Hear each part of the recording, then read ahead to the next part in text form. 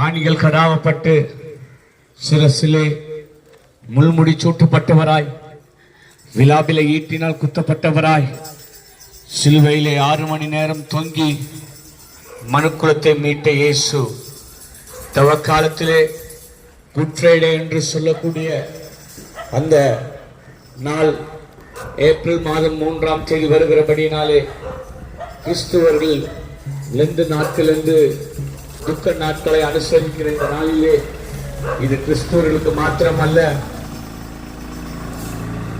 முழு உலகத்தில் மனுக்குலத்தின் பாவத்தை நிவர்த்தி செய்கிற ஒரு பலியாக ஆண்டவர் இயேசு பூமியை அவதரித்தார்.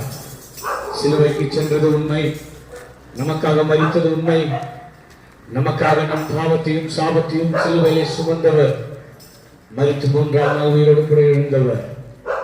என் ஆண்டவர் இயேசு மனுக்குலத்துக்காக, மனுக்குலத்தின் சாபம் மாறுவதற்காக சிரசிலே முள்முடி சுமந்தார்.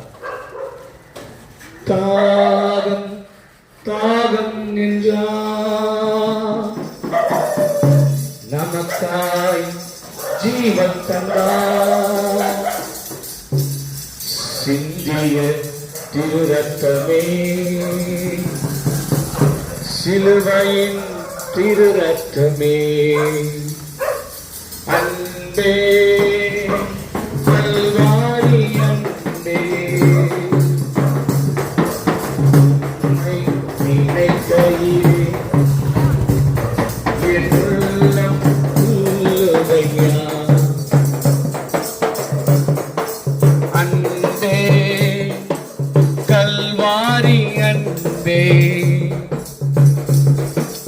உம்மை நினைக்கையிலே என் நெஞ்சம் உருகுதையா,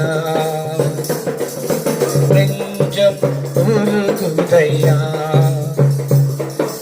இயேசு கிறிஸ்துவின் அன்பு என்றும் மாறாதது,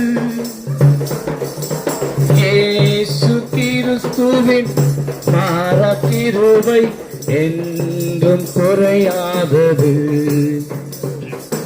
இயேசு கிறிஸ்துவின் மாறா கிருபை என்றும் குறையாதது, இயேசு கிறிஸ்துவின் அன்பு. அன்று இயேசு மனுக்குலத்துக்காக சிலுவையிலே மரித்த நாள் வருகிறது. உலகம்